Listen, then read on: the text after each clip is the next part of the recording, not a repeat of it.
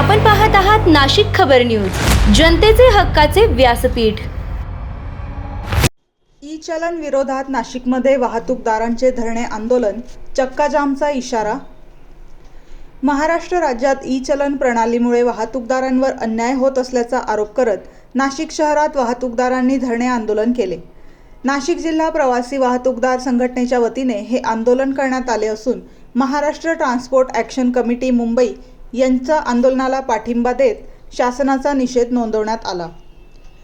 आंदोलनादरम्यान वाहतूकदारांनी जोरदार घोषणाबाजी करत ई चलन प्रणालीबाबत तीव्र नाराजी व्यक्त केली। कायद्यानुसार 90 दिवस पूर्ण झालेली कालबाह्य ई चलने सरसकट रद्द करण्यात यावीत अशी प्रमुख मागणी आंदोलकांनी केली। तसेच ई चलनच्या नावाखाली पोलिसांकडून होत असलेली कथित भ्रष्ट मार्गाने वसुली तत्काळ बंद करण्यात यावी अशी मागणी करण्यात आली। यासोबतच ई चलन संदर्भातील सुधारित कायदा रद्द करण्याची मागणीही आंदोलकांनी केली। या आंदोलनानंतर वाहतूकदारांच्या वतीने उपजिल्हाधिकारी तसेच RTO अधिकाऱ्यांना निवेदन देऊन आपल्या मागण्या लेखी स्वरूपात सादर करण्यात आल्या। या आंदोलनात नाशिक जिल्हा प्रवासी वाहतूकदार संघटनेचे अध्यक्ष किशोर लोखंडे, उपाध्यक्ष योगेश दुसाने, अजय खरा, अरुण शिंदे, नरेन श्रीवास्तव, योगेश निकम, योगेश चांगले उपस्थित होते।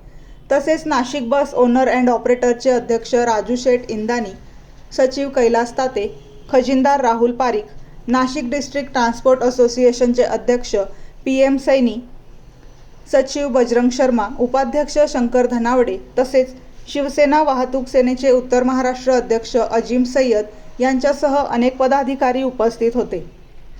या आंदोलनात हजारो चालक व वाहन मालक सहभागी झाले होते। दरम्यान शासनाने मागण्या मान्य न केल्यास नाशिकसह राज्यभर चक्काजाम आंदोलन छेडण्याचा इशारा आंदोलकांनी दिला। नमस्कार, मैं Jaipal Sharma, ex president Nashik district transport association. हम जो आज यहाँ सब संगठन इकट्ठा हुए हैं, जैसे हमारा नासिक जिला प्रवासी महासंघ, उसके साथ में हमारा नासिक डिस्ट्रिक्ट ट्रांसपोर्ट एसोसिएशन पूरा पाठिंबा देता है। ये ई चलान के विरुद्ध में जो हमारा आंदोलन आज शुरू हुआ है, ये हम सरकार को, अधिकारियों को एक थोड़ा सा एक चेतावनी देने के लिए आज हम कर रहे हैं। ये ई चलान के माध्यम से जितनी जनता को परेशानियां, जितनी बस वाहतूकदारों को परेशानियां, ट्रक ऑपरेटरों को परेशानियां जितनी हो रही हैं, ये ई चलान सब रद्द किए जाए और ई चलान आगे के लिए ये सब कायदा कानून जो है वो रिजेक्ट किया जाए, रद्द किया जाए। ये हम ट्रांसपोर्ट एसोसिएशन की तरफ से पूरा पाठिंबा, हमारा नासिक ट्रांसपोर्ट, जिला ट्रांसपोर्ट वाहतूक महासंघ को हमारा पाठिंबा है और आगे भी हम इस आंदोलन में इनके साथ खड़े रहेंगे। योगेश दुसाने, नाशिक। नमस्कार, मी योगेश दुसाने, नाशिक जिल्हा प्रवासी वाहतूकदार संघटना। आज शासनाने हे लक्षात घेतलं पाहिजे की राज्याला जो महसूल मोठ्या प्रमाणात मिळतो हा फक्त वाहतूकदारांकडून मिळतो, ट्रकवाल्यांकडून मिळतो, टेम्पोवाल्यांकडून मिळतो, बसवाल्यांकडून मिळतो आणि त्यांनाच हे लोक टार्गेट करून, प्रत्येकाला टार्गेट करून असं त्यांनी गेल्या 2-3 वर्षामध्ये 4,500 कोटीचे चलन आमच्या अंगावर घातलेले आहेत। आणि आजपर्यंत जे महामार्ग त्यांनी बनवलेले आहेत, त्याला एवढा मोठा स्पीडचा महामार्ग बनवला, पण त्याला स्पीड लिमिट फक्त 80 ठेवलेलं आहे। आता ज्या ठिकाणी उतार आहे त्या ठिकाणी साहजिकच ती गाडी 80च्या पुढे जाते, त्याच्यावरती तिथेच कॅमेरे लावलेले आहेत। लगेच तो CCTVचा कॅमेराचा चलन, त्याचं चलन त्या मालकाला पडतं। साधारण 1,500 ते 2,000 रुपयाच्या आसपास हायवेवरती एक चलन पडतं। अशा सगळ्या वाहतूकदारांना 4,500 कोटीचे चलन पेंडिंग पडलेले आहेत, ते शासनाने त्वरित रद्द करावे आणि ज्या लोकांचे सामान्य जनतेचे 2 व्हीलर वापरतात त्या 2 व्हीलरवाल्यांना तर इतके चलन आहेत की 2 व्हीलरची किंमत 40,000 रुपये आहे आणि ई चलन 80,000चे आहेत। आणि खोटे चलन तर विचारूच नका। कोणी ट्रॅफिकवाला येतो, पार्किंगमध्ये फोटो काढतो आणि ई चलन टाकून देतो। तर हे खोटे ई चलन तर पहिले बंद केले पाहिजे आणि शासनाने हे लक्षात घेतलं पाहिजे की वाहतूकदार जर उद्या थांबला, सगळे टॅक्स भरणं थांबवलं, गाड्या नॉन यूज केल्या, तर शासनाला 1 रुपया महसूल हा वाहतूकदारांकडनं मिळणार नाही। त्याच्यामुळे शासनाने हा विचार करून आमचे ई चलन जे आहे, जी मागची ती त्यांनी पूर्ण माफी केली पाहिजे आणि नवीन जो कायदा आणला ई चलनच्या बाबतीत, तो पण त्यांनी रद्द केला पाहिजे। काय मागणी आपण आंदोलन करताय? ई चलन किती दिवसापासून सुरू आहे? काय इशारा आहे सरकारला? ई चलन जे आहे ते 2 वर्षापासून सुरू आहे आणि महाराष्ट्रामध्ये गेले 4,500 कोटी ई चलन पेंटिंग आहे. त्यामध्ये 3,500 कोटी दत्तलक्ष्मी बस आणि टेम्पो ट्रॅव्हलर प्रवासी वाहतूक करणाऱ्या ज्या आहेत आणि ट्रक टेम्पो बस याच्यावरचे 3,500 कोटी चलन बेकायदेशीररित्या टाकलेले चलन आहेत. त्यांच्या विरोधात आमचा हा जो आजचा मोर्चा आहे, हा मोर्चा आमचा सरकार विरोधात आहे. त्याच्यामुळे आम्ही हे आजचं आम्हाला पाऊल उचलावं लागलं. याच्या अगोदर आमचे वरिष्ठांनी मुंबई बस मालक संघटना, नंतर all India transport association, all India bus association बोटी यांच्याकडनं सरकारने मिटिंगला बोलवलं. त्या मीटिंग मध्ये कुठल्याही प्रकारचं त्यांना आम्हाला ठोस असं काही आश्वासन मिळवलेलं नाहीये. तरी त्यामुळे वरिष्ठांच्या आदेशानुसार आजचा 5 मार्चचा मोर्चा आम्ही विजयी करणार आहोत. धन्यवाद. काय भविष्यात काय मागणी? आम्ही जर सरकारने कुठलाही जर निर्णय घेतला नाही तर आम्ही उद्यापासून ते मुदत संपावर जाणार आहोत.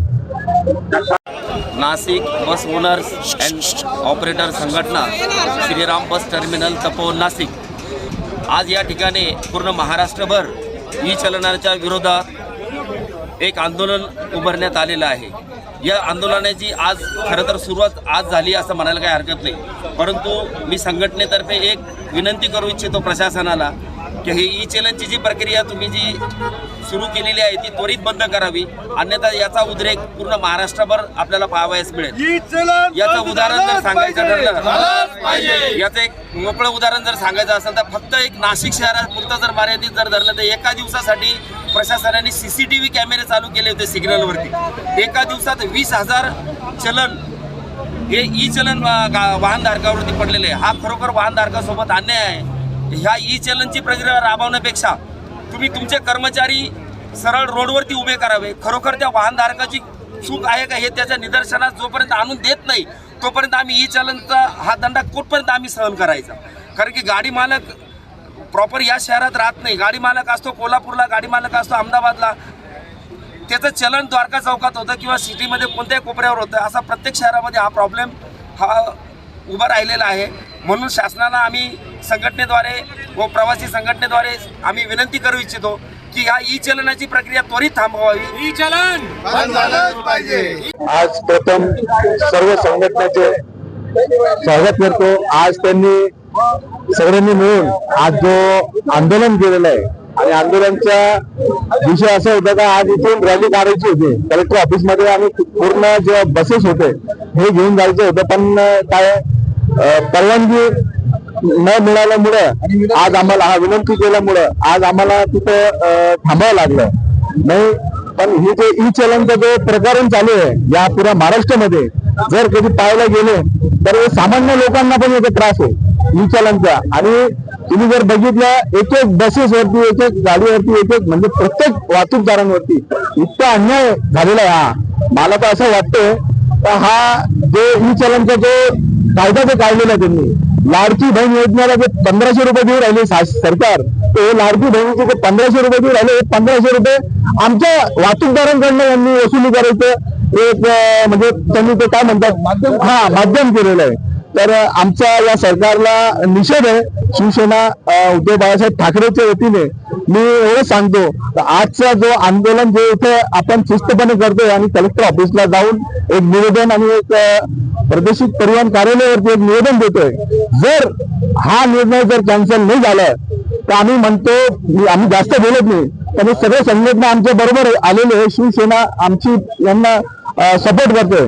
जर हे कधी आमच्या मागण्या पूर्ण नाही झाले तर आम्ही मागे जसा मुंबईला 1,500 लोक गेलो होतो मोर्चा घेऊन, तर आता सगळे संघटना मिळून आम्ही याचं म्हणजे आम्ही आकडे दाखवत नाही तर एक मोठं आंदोलन मुंबईपर्यंत आम्ही मंत्रालयापर्यंत आम्ही घेऊन जाणार आहे. कारण की सामान्य आणि या वाहतूकदारांवरती होणारा अन्याय आहे.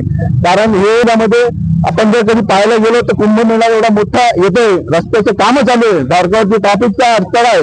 त्याच्यामध्ये तुम्ही आता ते कॅमेरे लावलेले ई चलनचे अजून त्याच्यामध्ये तुम्ही जर बघितलं एखादा सिग्नल तर कधी आपण हे केलं तर त्याचा आपल्याला चलन येऊन जातं 500 रुपये. त्याच्यामध्ये 700 लोकांचे पण असतील.